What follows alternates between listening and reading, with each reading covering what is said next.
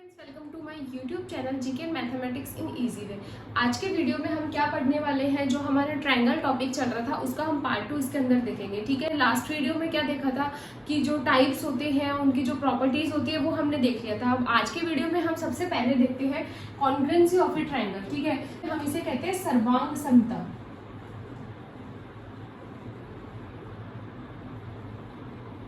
ठीक है, जो कॉन्ग्रुएंसी होती है वो और एक होता है इसमें ही सिमिलरिटी। ठीक है, तो जो सिमिलरिटी यानी समरूपता जो होती है, तो ज्यादातर स्टूडेंट सबसे पहली बात तो कंफ्यूज किस में होते हैं, कॉन्ग्रुएंसी में और सिमिलरिटी में। ठीक है, तो हम क्या करते हैं, इन दोनों को साथ ही देखते हुए चल, लोगों का डाउट है इन दोनों को लेकर वो एक साथ ही क्लियर हो जाए। क्लियर, देखते हैं। कॉन्ग्रुएंसी का मतलब होता है सर्वांग समता, जो कि मैंने आपको बता ही दिया, और सिमिलरिटी का मतलब क्या होता है, समरूपता। ठीक है, समरूपता यहाँ नाम से ही दिख रहा है कि सर्वांग समता, और सर्वांग समता को आपको रिप्रेजेंट कैसे करना है, तो इसका एक सिंबल आपको याद रखना है। इस तरीके से आपको एक एस बनाना है और उसके नीचे क्या खींचनी है, आपको दो लाइन खींचनी है। ठीक है, तो ये सर्वांग समता का क्या होता है, सिंबल होता है। और जो सिमिलरिटी होती है या समरूपता होती है, इसका सिंबल क्या होता है, तो इसमें केवल आपको क्या बनाना है, एक एस बनाना है, इसके अलावा और उसमें लाइनिंग नहीं खींचनी, इसमें इक्वल टू वाली लाइनिंग खींचनी होती है। तो ये इस तरीके से सिंबल होता है। देखो, समरूपता यानी एक जैसा रूप हमें दिख रहा है। बाकी हम डेफिनेशन देख लेते हैं। Figure with same shape and size. ठीक है,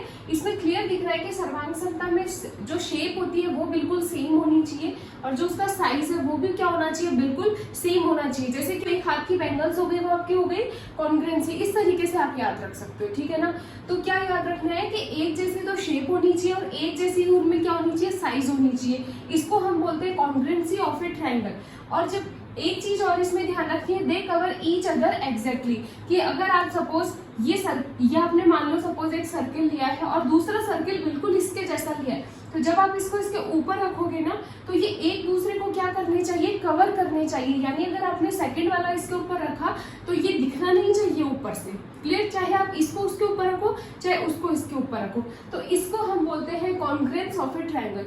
तो ट्रायंगल जो होता है वो कॉन्ग्रुएंस कैसे हो गया, अगर आपको सेम लेना है तो इस तरीके से सेम ट्रायंगल लेने पड़ेंगे। ठीक है, दिख नहीं रहे हैं लेकिन हाँ मैंने कोशिश की है इक्वल बनाने की। अगर आप इसको इसके ऊपर रखोगे या इसको इसके ऊपर रखोगे तो क्या होगा, दोनों ट्रायंगल एक दूसरे को कवर कर रहे हैं। इसका मतलब दोनों ट्रायंगल कैसे हैं, कॉन्ग्रुएंट ट्रायंगल है। ठीक है, एज इट इज सिमिलरिटी के अंदर क्या होता है, फिगर विद सेम शेप, इसके अंदर शेप तो सेम होता है। यानी अगर एक शेप आप ट्रायंगल ले रहे हो तो सेकंड भी आपको ट्रायंगल ही लेनी है। अगर आप सर्किल ले रहे हो तो दूसरा भी सर्किल ही लेना है। तो सिमिलरिटी के लिए पहले सिमिलर जो होती है वो चीजें देख लेते हैं। सिमिलर फिगर क्या होता है, figure with same shape but proportional size are similar figure, यानी कि साइज उसके अंदर चेंज हो सकता है। ठीक है, सपोज आपने किसी या तो एक छोटे बेबी का बैंगल लिया और एक आपने अपनी मम्मी की चूड़ी ले ली। ठीक है, तो इस तरीके से हो गया, उसके अंदर एक छोटी हो गई और एक बड़ी हो गई।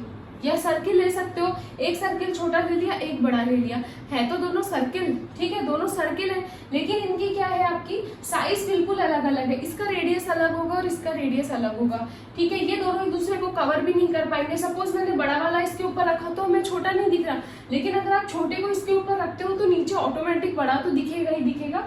तो सिमिलरली में आपको क्या याद रखना है, बस दो चीजें यही याद रखना है।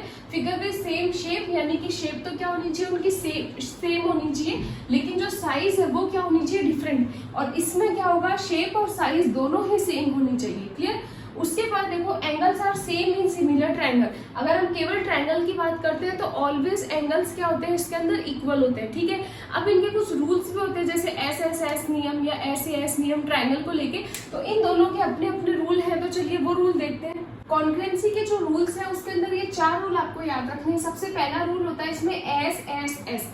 एस क्या रिप्रेजेंट कर रहा है, साइड को, ए रिप्रेजेंट करेगा एंगल को, आर रिप्रेजेंट कर रहा है राइट एंगल को, और एच रिप्रेजेंट कर रहा है हाइपोटेनियस को। ठीक है, तो देखो एस एस एस या फिर जिसे हम भुजा भुजा भुजा नियम भी कहते हैं, इसके अंदर क्या होता है कि कोई भी एक ट्रायंगल जो है, ठीक है, किसी दूसरे ट्रायंगल के अगर तीनों भुजाओं के इक्वल हो, देखो एस एस एस का मतलब इस ट्रायंगल की एक भुजा इसकी एक भुजा के इक्वल, इसकी सेकंड के और इसकी थर्ड के अगर इक्वल होती है, इक्वल ही लेना है इसके अंदर। ठीक है, प्रोपोर्शनल नहीं आएगा।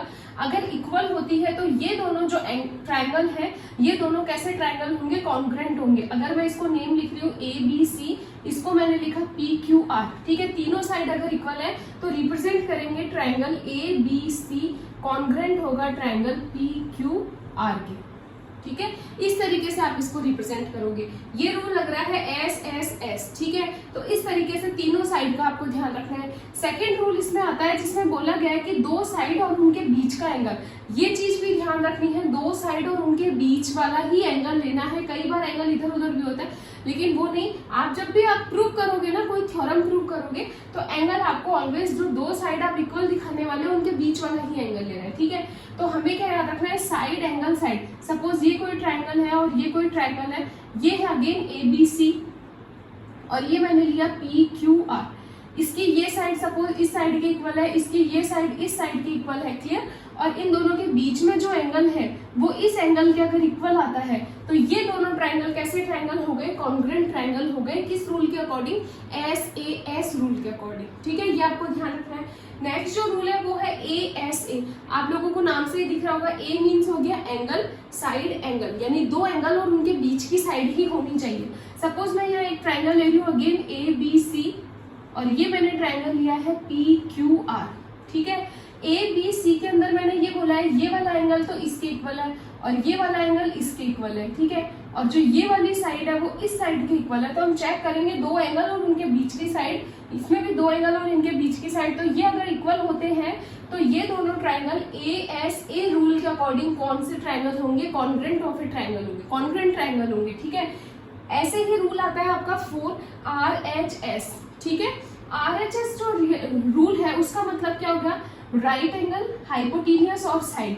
तो RHS रूल हमेशा लगेगा जब भी राइट एंगल ट्राइंगल आपके अगर क्वेश्चन में आ जाता है। राइट एंगल का मतलब हो गया कि 90 डिग्री का एंगल होना चाहिए उसमें, ठीक है। तो ये मैंने दो ट्राइंगल लिए हैं, एक है ABC और एक है आपका PQR। तो हमें क्या करना है इसमें प्रूव करने के लिए, एक राइट एंगल बताना है, तो ऑब्वियस अगर राइट एंगल ट्राइंगल है तो एक एंगल तो राइट एंगल होगा ही होगा। हाइपोटेनियस यानी हाइपोटेनियस की बात की गई है, 90 डिग्री के सामने वाला जो होता है उसको हम कहते हैं हाइपोटेनियस, या फिर जिसे हम कहते हैं कर्ण, ठीक है। तो कर्ण हो गया ये आपका, या आधार हो गया, ये लंब हो गया और ये कर्ण हो गया, ठीक है। हाइपोटेनियस हो गया, ये दोनों अगर इक्वल है और कोई भी एक साइड, चाहे तो आप AB को इक्वल कर दो किसके, PQ, ये QR के, चाहे तो AB को PQ के, जैसे भी क्वेश्चन की डिमांड है उसके अकॉर्डिंग। तो आप क्या दिखाओगे इसके अंदर, इसमें आप दिखाओगे एक तो राइट एंगल, एक हाइपोटेनियस और एक दिखाओगे कोई सी भी साइड। अगर ये इसके इक्वल होती है इस साइड ट्राइंगल में किसी के, तो इन दोनों ट्राइंगल को हम कैसे ट्राइंगल बोलने वाले हैं, कॉन्ग्रुएंट ट्राइंगल। तो इसमें ये 4 ही रूल होते हैं। अब क्योंकि स्टूडेंट्स क्या होता है दोनों में हो जाते हैं कंफ्यूजन, और उनसे अगर पूछ लिया जाए कॉन्ग्रुएंसी के रूल ध्यान रहता नहीं है, कोई से भी रूल आप वो बताते चलते हैं, ठीक है। तो ये 4 ही रूल आपको ध्यान रखने, SSS, SAS, ASA और एक RHS, ये कॉन्ग्रुएंसी के 4 रूल आपको क्लियर होने चाहिए। एज इट इज आपके किसके, सिमिलरिटी के रूल आते हैं। सिमिलरिटी में मैंने आपको अभी इससे पहले बताया था कि एंगल्स जो होते हैं वो इक्वल होते हैं। सिमिलरिटी यानी एक जैसे दिखते हैं वो, ठीक है, छोटे बड़े हो सकते हैं, एक जैसे दिखने चाहिए, बस इतनी सी बात होती है। तो सिमिलरिटी के अंदर क्या हो गया, SSS, यानी तीनों साइड जो है दूसरे ट्राइंगल की तीनों साइड की क्या होनी चाहिए, इक्वल होनी चाहिए। तो आप SSS रूल लगाओगे। अगर आपका आ जाए दो साइड और उनके बीच का एंगल, ठीक है, तो आप कौन सा रूल लगाने वाले हो, तो वो क्या हो जाएगा, सिमिलर हो जाएंगे इस रूल के अकॉर्डिंग ट्राइंगल। और अगर आ जाता है तीनों ही एंगल इक्वल है किसी दूसरे ट्राइंगल के, सपोज मैंने एक ये ट्राइंगल लिखा है, ठीक है, ये है आपका 60 डिग्री, ये भी है 60 डिग्री और ये भी आपका कितना है 60 डिग्री। साइड की तो बात ही नहीं कर रही हूँ मैं। अगेन मैंने यहाँ पे बड़ा ट्राइंगल ले लिया, इक्विलेटरल ट्राइंगल है, ये दोनों इक्विलेटरल ट्राइंगल होते हैं जिनकी तीनों साइड जो होती है वो इक्वल होती है। तो ये ट्राइंगल इक्विलेटरल ट्राइंगल है। सपोज ये वाला ट्राइंगल है, इसके भी तीनों एंगल कैसे हैं, 60 डिग्री की वजह, ठीक है। तो देखो तीनों के तीनों एंगल इसके इक्वल हो गए, तो AA रूल से दोनों कैसे ट्राइंगल हो जाएंगे, सिमिलर ट्राइंगल हो जाएंगे, ठीक है। ABC PQR जो भी आप नाम दोगे, तो ये दोनों ट्राइंगल हो गए सिमिलर। तो सिमिलरिटी के केवल 3 रूल आपको ध्यान रखने हैं, SSS, SAS और AAA रूल, ठीक है। क्लियर हुआ इतना। ये दोनों चीज आपको ध्यान रखनी है। कॉन्ग्रुएंसी ऑफ ए ट्राइंगल क्या होता है, कैसे रिप्रेजेंट करते हैं, किस टाइप के ट्राइंगल आप इसमें इंक्लूड करने वाले हो, और एक होता है सिमिलरिटी ऑफ ए ट्राइंगल, इनको कैसे रिप्रेजेंट करते हैं, कौन कौन से रूल इनके अंदर होते हैं। तो ये कुछ 7 रूल है जो कि आपको ध्यान रखने हैं। कॉन्ग्रुएंसी और सिमिलरिटी पढ़ने के बाद ट्राइंगल का एक मेन पॉइंट जो आता है वो आता है पाइथागोरस थ्योरम, ठीक है। तो ये पाइथागोरस थ्योरम हम पढ़ते हैं। सबसे पहली बात तो पाइथागोरस थ्योरम जो होती है वो किस टाइप की ट्राइंगल में लगती है। जब हमने टाइप्स पढ़े थे ट्राइंगल के, तो उसमें हमने एक टाइप पढ़ा था आपका राइट एंगल ट्रायंगल। तो राइट एंगल ट्रायंगल क्या होता है आपको याद होगा, एक ऐसा ट्रायंगल आपको बनाना है जिसके अंदर एक एंगल क्या होना चाहिए, राइट एंगल होना चाहिए। और राइट एंगल का मतलब होता है 90 डिग्री का एंगल, और इसको हम इस तरीके से भी रिप्रेजेंट करते हैं। सपोज मैंने यहाँ पे एक ट्रायंगल लिया है जिसकी नेमिंग मैंने की है PQR, क्लियर। अब इस ट्रायंगल के अंदर मैंने एंगल P जो है वो लिया है आपका यहाँ पे राइट एंगल यानी कि 90 डिग्री का एंगल, और Q और R अदर वर्टेक्स हो गई, ठीक है। अब इसके अंदर देखो पाइथागोरस थ्योरम जो है वो क्या बोलती है, किसी भी राइट एंगल ट्रायंगल के अंदर जब आप हाइपोटेनियस, इसको हम क्या बोलते हैं, हाइपोटेनियस, ठीक है। ये होता है आपका बेस जिसको हम बोलते हैं आधार, और ये होता है आपका परपेंडिकुलर है लंब, और ये हो गया आपका कर्ण, ठीक है। तो इस तरीके से एक राइट एंगल ट्रायंगल के साइड्स के अलग अलग नेम होते हैं, बेस, हाइपोटेनियस, और ये हो गया आपका परपेंडिकुलर, ठीक है, आधार, कर्ण, और ये हो गया लंब। तो पाइथागोरस थ्योरम क्या होती है, किसी भी राइट एंगल ट्रायंगल में हाइपोटेनियस गिवन होता है, इस साइड का अगर आप स्क्वायर करते हो यानी कि आर क्यू क्या आप क्या कर रहे हो, स्क्वायर कर रहे हो, तो वो किसके इक्वल होता है, बेस के स्क्वायर के यानी कि पी क्यूब होल स्क्वायर, और इस प्लस करना है आर क्यू यानी परपेंडिकुलर का square R P whole square, ठीक है। तो ये आपकी पाइथागोरस थ्योरम है जो कि सिंपल सी है बिल्कुल। ये आपको याद रखना है कि किसी भी राइट एंगल ट्रायंगल में कर्ण का जो स्क्वायर होता है, कर्ण की घात 2, वो इसके आधार की घात 2 प्लस लंब की घात 2, इन दोनों के सम के इक्वल होता है, ठीक है, इनके प्लस के इक्वल होता है। तो ये पाइथागोरस थ्योरम आपको ध्यान रखिए, क्योंकि कई टाइप्स के क्वेश्चन ऐसे होते हैं जिसके अंदर ये पाइथागोरस थ्योरम भी, इस टाइप से भी छोटे मोटे क्वेश्चन आ ही जाते हैं, तो ये थ्योरम आपको याद रखनी है, ठीक है। पाइथागोरस थ्योरम पढ़ने के बाद हमारा जो पॉइंट आता है वो आता है सरकमसेंटर, या जिसे हम हिंदी में क्या कहते हैं, लंब केंद्र। ये क्या चीज होती है, देखो सबसे पहले डेफिनेशन देखते हैं, the point of intersection of the 3 perpendicular bisector.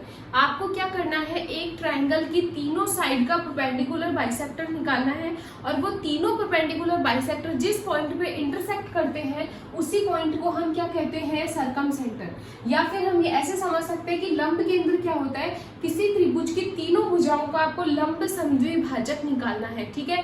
लंब भी होना चाहिए और समान 2 भागों में भी बांटा हुआ होना चाहिए।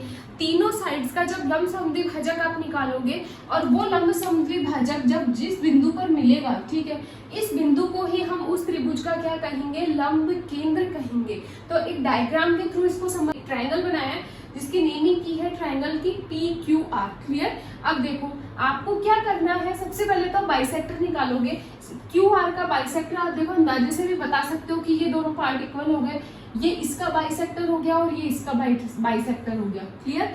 तो यानी कि आपने समद्विभाजक कर दिया। अब इसको आपको लंब बनाना है, तो लंब बनाओगे तो आप एक लंब का मतलब या फिर परपेंडिकुलर का मतलब कि आपको 90 डिग्री का एंगल बनाते हुए एक लाइन ड्रॉ करनी है, ठीक है। इसी तरीके से आप इस बिंदु पर बनाने वाले हो तो ये परपेंडिकुलर हो गया, और इसी तरीके से आप इस बिंदु पर बनाओगे तो ये परपेंडिकुलर हो गया।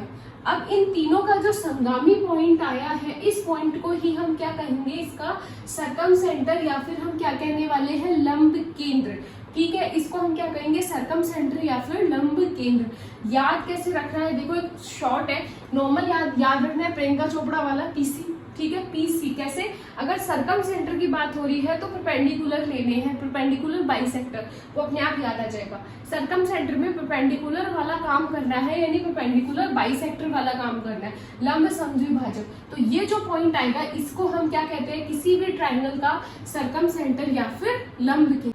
एक चीज और याद रखनी है कि जो भी सरकमसेंटर होता है, ठीक है, इस सरकमसेंटर को आप इनके अगर वर्टेक्स से मिलाने वाले हो, सपोज मैंने ये वर्टेक्स मिलाई, इसको O को P से मिलाया, इसको Q से मिलाया, और इसको अगर R से मिलाया, ठीक है, तो ये तीनों क्या होती है, इक्वल होती है, यानी OP जितनी होगी उतनी ही आपकी OQ होगी, ठीक है, और उतनी ही आपकी क्या होने वाली है, OR होने वाली है। तो ये चीज भी याद रखनी है।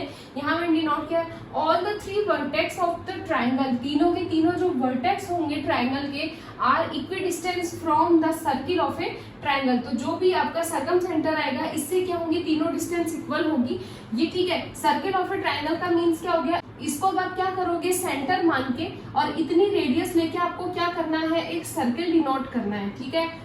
तो जो सर्किल होगा वो इसकी तीनों वर्टेक्स से थ्रू आउट होगा, तीनों वर्टेक्स से गुजरेगा, ठीक है। तो ये चीज याद रखें कि सरकम सेंटर जो होता है यानी कि लंब केंद्र, इसकी तीनों शीर्षों से क्या होती है, दूरी हमेशा समान होती है। अब या फिर अगर आप इसको लंब केंद्र से अगर एक आप वृत्त बनाते हो किसी भी शीर्ष से इस त्रिज्या का, ठीक है, त्रिज्या भी सेम फिक्स है इसमें, इस त्रिज्या का, रेडियस का, तो जो बाकी के दोनों शीर्ष हैं वो भी सर्किल के ऊपर ही आपको मिल जाएंगे। क्लियर? तो ये 2 पॉइंट आपको याद रखने हैं कि सरकम सेंटर क्या होता है, परपेंडिकुलर बाइसेक्टर या फिर लंब समद्विभाजक। क्लियर? इससे आप ये डायग्राम बना सकते हो। दूसरी चीज क्या याद रखनी है कि जो सरकम सेंटर होता है, लंब केंद्र होता है, उसकी तीनों शीर्षों से क्या होती है, ऑलवेज दूरी हमेशा इक्वल होती है, ठीक है। सरकम सेंटर में आपको एक पॉइंट और याद रखना है कि जो ये अलग अलग टाइप के ट्रायंगल होते हैं, इनके अंदर जो होता है इसकी पोजीशन कहाँ कहाँ होती है। तो सबसे पहले मैंने लिखा है एक्यूट एंगल ट्रायंगल, ठीक है। एक्यूट एंगल ट्रायंगल में हम देख लेते हैं, ये मैंने एक ट्रायंगल बनाया है यहाँ पे जो कि एक्यूट एंगल ट्रायंगल है, ठीक है। इसकी नेमिंग करते हैं अपन ABC से। सेंटर जो होता है वो परपेंडिकुलर बाइसेक्टर होता है, ठीक है। तो इसका परपेंडिकुलर बाइसेक्टर ये आएगा, ठीक है। इसका परपेंडिकुलर बाइसेक्टर ये और इसका परपेंडिकुलर बाइसेक्टर आ गया आपका ये, ठीक है। इसका मतलब जो है, जो एक्यूट एंगल ट्रायंगल है इसमें सरकम सेंटर इसके अंदर ही है। ऑब्ट्यूस एंगल ट्रायंगल के अंदर इसकी पोजीशन कहाँ होगी। सपोज मैंने यहाँ एक ऑब्ट्यूस एंगल ट्रायंगल बनाया है इस तरीके से, ये परपेंडिकुलर बाइसेक्टर बनाते हैं अपन, ABC ट्रायंगल की नेमिंग कर दी। इसका परपेंडिकुलर बाइसेक्टर ये आएगा, ठीक है। इस साइड का परपेंडिकुलर बाइसेक्टर ये आएगा, इसको और एक्सटेंड कर देते हैं, और इस साइड का परपेंडिकुलर बाइसेक्टर ये आएगा, ठीक है। इसका मतलब ये जो तीनों का इंटरसेक्शन पॉइंट है वो ऑब्ट्यूस एंगल ट्रायंगल में कहाँ आ रहा है, बाहर आ रहा है। तो इसके अंदर जो होगा आपका सरकम सेंटर कहाँ होगा, आउटसाइड, ये होगा आपका इनसाइड, ठीक है। ये पॉइंट भी याद रखने हैं। थर्ड आता है आपका राइट एंगल ट्रायंगल। तो राइट एंगल ट्रायंगल में क्या करना है, सपोज आपका ये राइट एंगल ट्रायंगल है, तो परपेंडिकुलर बाइसेक्टर ड्रॉ करते हैं। तो ये हो गया इसका परपेंडिकुलर बाइसेक्टर, ठीक है। ये हो गया इसका परपेंडिकुलर बाइसेक्टर, और जब आप इसके हाइपोटेनियस का निकालते हो परपेंडिकुलर बाइसेक्टर, तो वो क्या आएगा, इस तरीके से आएगा, ठीक है। तो ये वाला जो पॉइंट होगा यही तो अपना सरकम सेंटर है। तो राइट एंगल ट्रायंगल में आपको क्या याद रखना है कि जो सरकम सेंटर होता है वो इसके हाइपोटेनियस का मिड पॉइंट होता है, ठीक है। तो ये तीनों जो इसकी पोजीशन है ये आपको याद रखनी है। एक्यूट एंगल ट्रायंगल में सरकम सेंटर इनसाइड लाइज करता है, ऑब्ट्यूस में आउटसाइड, और आपका राइट एंगल ट्रायंगल में होगा हाइपोटेनियस का मिड पॉइंट। का मींस क्या होता है, अंतः केंद्र। क्लियर? देखो अंतः केंद्र क्या होता है, the point of intersection of the 3 angle bisector, ठीक है। इसमें क्या करना है, आपको एंगल का बाइसेक्ट करना है, यानी कोण समद्विभाजक लेना है। किसमें, अंतः केंद्र में किसका काम करना है, कोण समद्विभाजक का। सपोज मैंने एक ट्रायंगल बनाया है जिसकी नेमिंग मैंने की है ABC, ठीक है। अब क्या करना है अपन को, इसके अंदर इसका इन सेंटर फाइंड करना है या फिर अंतः केंद्र फाइंड करना है। तो अंतः केंद्र का मतलब हो गया हमें इसके कोणों का समद्विभाजन करना है। सपोज इसका ये पूरा एंगल है, तो इसका एंगल बाइसेक्टर मींस आपको क्या करना है, इसको हाफ क्या करना है, बाइसेक्ट करना है। As it is angle C का अपन बाइसेक्ट अगर निकालते हैं तो इस तरीके से हो जाएगा, और एंगल A का अगर निकालते हैं तो वो इस तरीके से हो जाएगा। तो जो पॉइंट आपके पास आया है, ठीक है, इस पॉइंट को हम क्या कहेंगे, इसका इन सेंटर, या फिर हम इसको क्या कहेंगे, इसका अंतः केंद्र, ठीक है। याद रखना है इन सेंटर के अंदर एंगल बाइसेक्टर लेना है। AI से आप इस तरीके से याद रख सकते हो, इन सेंटर के अंदर एंगल बाइसेक्टर का काम करना है, ठीक है।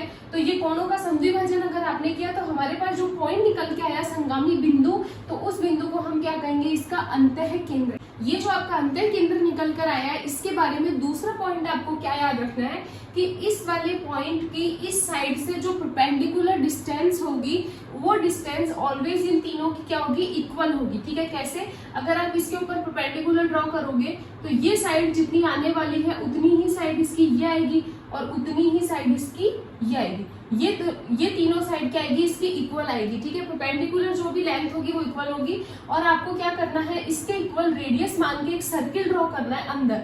तो एक सर्किल बनेगा, वो ऐसे होगा, इसकी तीनों साइड्स को क्या करेगा, वो टच करता हुआ निकलेगा, ठीक है। सर्किल जैसा नहीं लग रहा है पर ठीक है, ऐसा ही डायग्राम बनेगा।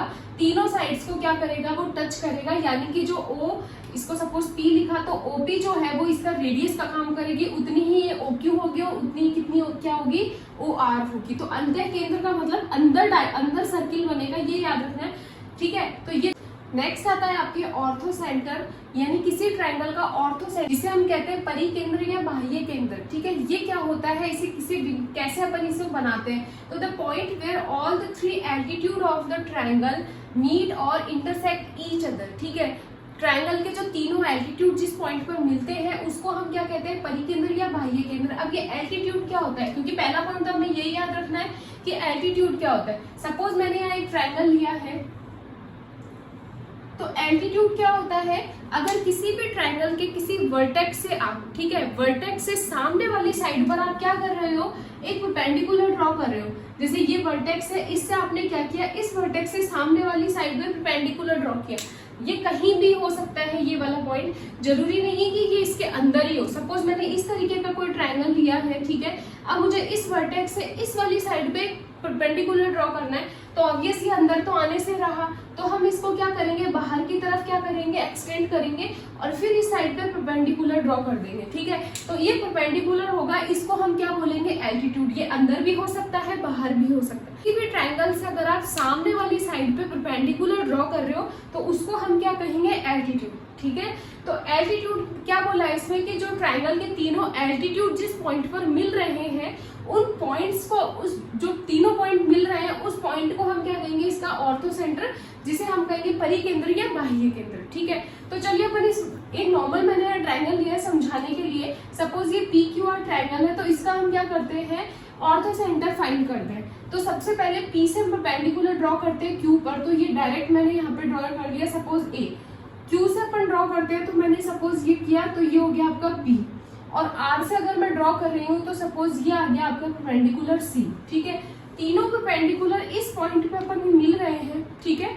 तो इस पॉइंट पे अगर मिल रहे हैं तो इस पॉइंट को हम क्या कहने वाले हैं, ऑर्थो सेंटर या फिर परिकेंद्र, या फिर हम कहेंगे इसे बाह्य केंद्र। पहला पॉइंट आपको यही याद रखना है, ठीक है। तीन ट्रायंगल है, इसके अंदर और देख लेते हैं ऑर्थो सेंटर की जो पोजीशन होती है वो कहाँ होती है, ठीक है, या परिकेंद्र या बाह्य केंद्र की पोजीशन क्या होती है। तो एक्यूट एंगल ट्रायंगल में मैंने अभी आपको बताया था, एक्यूट एंगल ट्रायंगल के अंदर जो जब हम इसके परपेंडिकुलर ड्रॉ करते हैं तो ऑलवेज वो क्या होते हैं, अंदर ही होते हैं। तो इसके अंदर क्या होता है, जो आपका ऑर्थो सेंटर होता है वो लाई करता है कहाँ, इनसाइड, ठीक है। ये ध्यान रखना है, एक्यूट एंगल ट्रायंगल में जो ऑर्थो सेंटर होता है वो कहाँ लाई करता है, आपका इनसाइड, ठीक है, अंदर होता है वो। ऐसे ऑब्ट्यूज एंगल ट्रायंगल के अंदर क्या हो गया, सपोज ये ऑब्ट्यूज एंगल ट्रायंगल मैंने इस तरीके से बनाया, ठीक है, परपेंडिकुलर ड्रॉ करना है हमें, तो ये परपेंडिकुलर मैंने बनाया यहाँ, ठीक है, इस वर्टेक्स से, इस वर्टेक्स का नंबर है, तो ये वर्टेक्स बनाती है सामने वाले ट्रायंगल पे। सपोज इसने ये बनाया तो इस तरीके से ये इसने बना लिया। अब इस वर्टेक्स से भी हो गया, अब आती है इस वर्टेक्स की बारी, तो ये कौन सी साइड में बनाएगी, इसको हम एक्सटेंड करना पड़ेगा हमें यहाँ, तो इस तरीके से ये इसमें परपेंडिकुलर बनाएगी। तो तीनों परपेंडिकुलर देख रहे हैं, ये बाहर की तरफ मीट कर रहे हैं, ठीक है। तो ऑब्ट्यूज एंगल ट्रायंगल के अंदर कहाँ लाई करेगा, ये आउटसाइड में, ठीक है। तो ये याद रखना है, इसका जो ऑर्थो सेंटर होता है वो ऑब्ट्यूज एंगल ट्रायंगल में कहाँ होता है, बाहर की तरफ होता है। नेक्स्ट है आपका राइट एंगल ट्रायंगल। तो राइट एंगल ट्रायंगल जब आप लोगे तो इसके अंदर क्या होगा, देखो राइट एंगल ट्रायंगल से इस वर्टेक्स से तो परपेंडिकुलर यही आ जाएगा, इस वर्टेक्स से परपेंडिकुलर अगेन यही आ जाएगा। अब ये वर्टेक्स बची, तो जब आप इससे परपेंडिकुलर ड्रॉ करोगे तो ये इस तरीके से जाके इसके जो राइट एंगल वाला वर्टेक्स है इसके ऊपर मिल रहा है, ठीक है, तीनों इसी पे मिल रहे हैं। तो ये जो आपका ऑर्थो सेंटर है वो कहाँ होगा, इस वर्टेक्स के ऊपर ही होगा जहाँ पे राइट एंगल बन रहा है। तो ये तीनों पोजीशन भी आपको याद रखनी है कि एक्यूट एंगल ट्रायंगल में ऑर्थो सेंटर अंदर होता है, ऑब्ट्यूज में बाहर, और राइट एंगल ट्रायंगल में जो राइट एंगल बन रहा है उसी वर्टेक्स के ऊपर होता है, ठीक है। इसके आगे हम देखते हैं सेंट्रॉइड, जिसे हम कहते हैं केंद्रक, ठीक है। सेंट्रॉइड ऑफ ए ट्रायंगल का मतलब क्या हो गया, एक त्रिभुज केंद्रक। ये क्या होता है, the point of intersection of the three medians, ठीक है। क्या बोला गया है कि आपको इंटरसेक्शन पॉइंट लेना है किसका, थ्री मीडियंस का। मीडियंस का मतलब होता है माध्यिका। तो ये क्या चीज होती है, ये क्या चीज होती है, आपको एक ट्रायंगल के तीनों क्या बनाने हैं, मीडियन बनाने हैं, और तीनों जो जिस बिंदु पर इंटरसेक्ट करेंगे, जिस पॉइंट पर, उसको हम क्या कहेंगे, सेंट्रॉइड। माध्यिका क्या चीज होती है, देखो माध्यिका नाम से ही दिख रहा है, मध्य, यानी कि जो लाइन सेगमेंट है इसका आपको मध्य बिंदु लेना है, ठीक है, मध्य बिंदु। सपोज मैंने ये एक ट्रायंगल लिया है जिसकी नेमिंग मैंने की है पी क्यू आर, तो इस P पॉइंट को इसके किससे मिलाना है, मध्य बिंदु से। सपोज ये इसका मध्य बिंदु है, मैंने जब इसको इससे मिलाया, ये परपेंडिकुलर हो भी सकता है, नहीं भी हो सकता है, तो इतना आपको नहीं सोचना, बस मध्य बिंदु से मिलाना है, इसके मिड पॉइंट से मिलाना है। तो जो ओ ए बनी है इसको हम क्या कहेंगे, मीडियन, ठीक है। एज इट इज आपको क्या करना है, पी आर का मिड पॉइंट लेना है और इसको इससे ज्वाइन करना है बी, नेमिंग दे देती हूँ, और आपको क्या करना है, इसका मिड पॉइंट लेना है, सपोज सी नेमिंग डी। तो ये जो पॉइंट आ गए तीनों जिस पॉइंट में मिल रहे हैं, इस पॉइंट को हम क्या कहेंगे, इसका सेंट्रॉइड, जिसे हम कहेंगे केंद्रक। तो ये पॉइंट भी आपको याद रखना है, ठीक है। दूसरी चीज आपको इसके अंदर क्या याद रखनी है, जो सेंट्रॉइड होता है, पहली चीज तो ये मीडियंस को लेके, ठीक है, सीएम से याद रख सकते हो आप, सीएम सेंट्रॉइड का मतलब मीडियंस लेने, इस तरीके से। तो आपका सेंट्रॉइड होता है वो क्या करता है, इस मीडियन को एक रेशियो में डिवाइड करता है, और वो रेशियो आपको ऑलवेज क्या याद रखना है, 2:1, चाहे वो कोई सा भी मीडियन हो। जो वर्टेक्स की तरफ वाला पार्ट होगा वो 2:1 का होगा। तो वर्टेक्स की तरफ वाला पार्ट ये है, तो ये हो गया 2:1। अब इसमें कंफ्यूज नहीं होना, कई बार स्टूडेंट इसको 2 कर देते हैं, इसको 1, तो ये रॉन्ग है। वर्टेक्स अपना ये है, इसकी तरफ वाला जो पार्ट है इसको कहेंगे 2 और ये होगा 1 रेशियो में, और ये क्यू वर्टेक्स है, इसका मतलब ये होगा 2 और ये होगा आपका 1। तो ये 2 पॉइंट आपको इसमें याद रखना है। सबसे पहली बार सेंट्रॉइड का काम सीधा मीडियन से होगा, और किस रेशियो में डिवाइड करता है, 2:1 में, ठीक है। तो आपके ये चारों पॉइंट जो है ये क्लियर हो गए होंगे, आई होप। अगर नहीं हुए तो आप इस वीडियो को दोबारा देख लीजिए। अगर आपको ये वीडियो पसंद आता है तो प्लीज वीडियो को लाइक कीजिए, चैनल को सब्सक्राइब कीजिए। Thank you so much.